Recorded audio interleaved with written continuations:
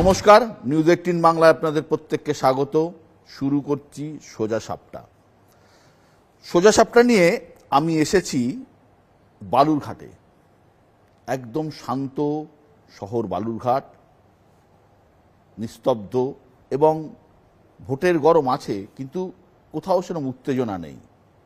আমার সামনে রয়েছেন আরও একজন শান্ত, আপাত নির্বিরোধী ভদ্রলোক, সুকান্ত মজুমদার। নমস্কার সুকান্তবাবু, আপনাকে সোজা সাপটায় স্বাগত।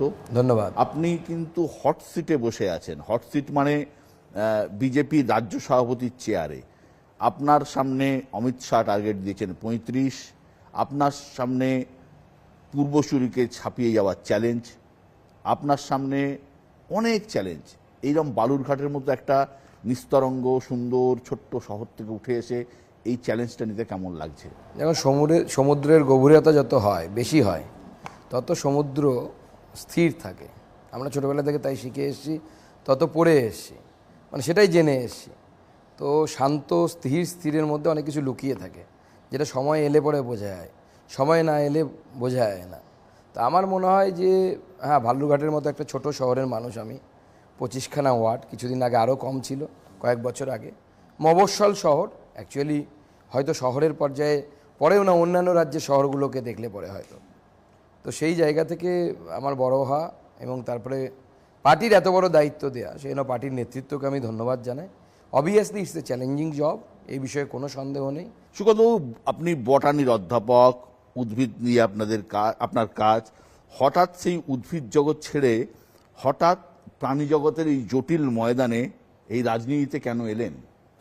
দেখুন, প্রথম কথা হচ্ছে, উদ্ভিদ হোক, ব্যাকটেরিয়া হোক, প্রাণী হোক, মানুষ হোক, যেই হোক, সবার মধ্যে যেটা কাজ করে সেটা হচ্ছে বায়োলজি। তো বায়োলজি তো সেম।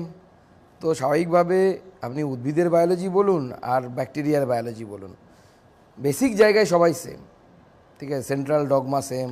একসময় বলা হতো Marxism is a central dogma. তো যাই হোক, পরবর্তীকালে মার্কসিজমও ভুল প্রমাণিত হয়েছে, সেন্ট্রাল ডগমাও আগে যাকে বলা হতো সেটাও চেঞ্জ হয়েছে। শুধু আপনি কখনো ভেবেছিলেন আপনি প্রথমবার সাংসদ হয়ে রাজ্য বিজেপি সভাপতি হবেন? না, কোনোদিনও ভাবিনি, ভাবার অবকাশই হয়নি। কারণ আমি যারা জানে আমার আরএসএস ব্যাকগ্রাউন্ড, আমি এইখানেই শাখা করতাম। আমি যখন ক্লাস 11-12-এ পড়ি তখন আমার সংঘের সাথে যোগাযোগ হয়, সংঘের শাখায় যেতাম।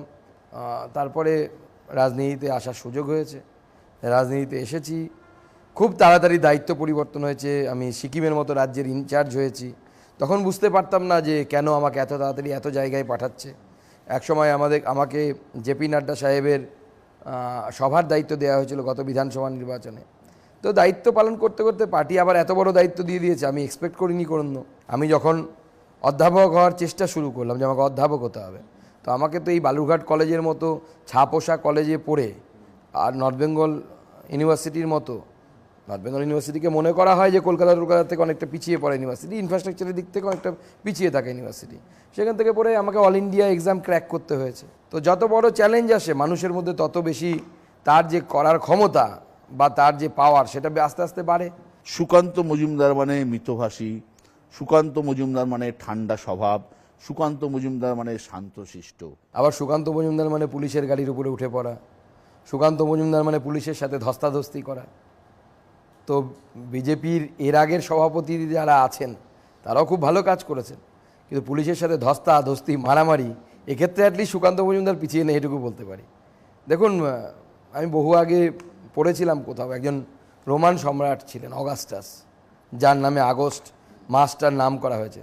তিনি বলতেন যে লাইফ হচ্ছে আমাদের নাটকের রোলের মতো, আমাকে যখন যে রোল দেয়া হবে সেই অনুসারে অ্যাক্ট করা, সেই অনুসারে কাজ করা। আমি নিজে কিন্তু খুব শর্ট টেম্পার্ড লোক, কিন্তু এখন আমাকে দেখলে বোঝা যায় না। রাজনীতিতে আসার পর আমি নিজেকে মোল্ড করে ফেলেছি। আমি যখন ইউনিভার্সিটির টিচার ছিলাম, আমার ওই ইউনিভার্সিটি পড়ানোর 5 বছরের মধ্যে 2জন ছাত্র হসপিটালাইজড হয়েছিল উইদাউট টাচিং দেম। আমি তাদেরকে টাচও করিনি, স্পর্শ করিনি। তাদের মধ্যে একজন ভবিষ্যতে অধ্যাপক হবে আর কিছুদিন পরে, আমি নাম বলছি না, খুব ভালো রিসার্চ করছে এখন, পরবর্তী সময় নেট কোয়ালিফাই করে সে ভালো কাজ করছে। হসপিটালাইজ করলেন কি করে? মানে শুধু বাক্যবাণে সে অসুস্থ হয়েছিল 2জন। কিন্তু বিজেপির বহু নেতার বাক্যবান তো আপনার উপরে আছে। যখন যেখানে যে ধরনের কাজ প্রয়োজন হয়, আমাদের শরীরেও তাই। আমি বায়োলজির টিচার, তো যখন আমি ছোট ছিলাম, আপনিও ছোট ছিলেন মায়ের গর্ভে, তখন আমাদের দেহের কোষগুলো না ফটাফট ফটাফট ভাগ হতো আমাদেরকে বড় বানানোর জন্য। কিন্তু এখন যদি ভাগ হয় আপনার আমার ক্যান্সার হবে, এখন ভাগ হওয়ার দরকার নেই, তখন ভাগ হওয়ার দরকার ছিল। তার মানে সুকান্ত মজুমদার প্রয়োজনে কঠোর হতে পারেন, কড়া হতে পারেন, হাত চালাতে পারেন, মারপিট করতে পারেন। লোকে তো তাই বলে, জানে যারা আমাকে কাছ থেকে দেখেছে তারা জানে। আমি ওই 5টা অধ্যাপকের মতো না যারা সকালবেলা উঠে পড়তে বসতো, সন্ধ্যেবেলা উঠে পড়তে বসতো।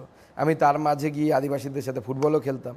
যারা আমাকে ছোটোবেলা থেকে চেনে, আমার বাড়ির একটু দূরে গেলেই পঞ্চায়েত এলাকা শুরু হয়ে যায়, যে পঞ্চায়েতটা এখন আমাদের দখলে আছে, ভাটপাড়া গ্রাম পঞ্চায়েত।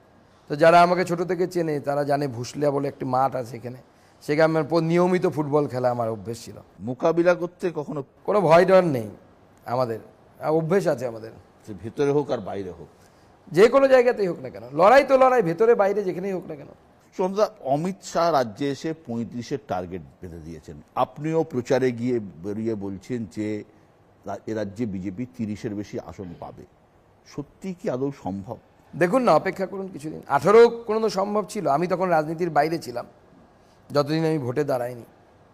আমি নিজের এক্সপিরিয়েন্স বলছি। তো তখন অমিত শাহজি 22 কি 24-এর টার্গেট দিয়েছিলেন। আমি আমার ইউনিভার্সিটির এক মানে কলিগ আর কি, সহকর্মীর সাথে আলোচনা করছিলাম। আমাকে সে বলছিল, সুকান্ত এতগুলো সিট পাবে? আমি তখন বলেছিলাম কমসে কম তো 15টা পাবে, আমার যেটা মনে হচ্ছে যে কমসে কম 15টা পাবে। আমি তখন রাজনীতিতে আসিনি, কিন্তু আমি বলছি সেই সময় ইউনিভার্সিটির বাইরে চায়ের দোকানে আড্ডা মারতে মারতে আলোচনা হচ্ছিল। অমিত শাহজি যখন কিছু বলেন অনেক চিন্তা ভাবনা করে বলেন। কিন্তু অমিত শাহজি বলছেন, তার তো বলার কথা, তিনি বলবেন, এটা তো রাজনীতিতে আছে। কিন্তু আপনার দলের যে সংগঠন, সেই সংগঠনের সমস্যা আছে, আপনি নিজেও জানেন। এবার এই সংগঠন নিয়ে আপনি 30 পেরোতে পারবেন? কেন বেরোতে পারবো না? আমার যেটা মনে হয়, যেমন আমি নিজের এক্সাম্পল দিয়ে বলছি, নিজের উদাহরণ দিয়ে বলছি। আমি 19 সালে যখন ভোটে লড়ি, আমার 700 বুথে এজেন্ট ছিল। ভারতীয় জনতা পার্টির এই মুহূর্তে গোটা রাজ্যে যে বুথের সংখ্যা আছে, verified booth in the sense that, যে আমরা পার্টি অফিস থেকে ফোন করেছি, আমাদের কল সেন্টার থেকে, যে সাপোজ আপনার কাছে গেছেন, বিশ্ব মজুমদারবাবু বলছেন, বলে হ্যাঁ বলছি, আপনি কি বিজেপির বুথ সভাপতি? উনি যখন বলেছেন হ্যাঁ আমি অ্যাকসেপ্ট করছি ওই বুথ সভাপতি, তখনই তাকে ধরা হয়েছে। অনেকেই বলেছে না আমার নাম ভুল করে গেছে, এটা ঠিক নেই, সেগুলোকে আমরা ডিসকার্ড করেছি। এই করার পর এই মুহূর্তে ভারতীয় জনতা পার্টির গোটা রাজ্যে যত বুথ আছে, আমি সংখ্যাটা আপনাকে এই মুহূর্তে বলবো না, কিন্তু যতগুলো আছে, সেটা হচ্ছে ভারতীয় জনতা পার্টির ইতিহাসে প্রথম রেকর্ড সংখ্যা।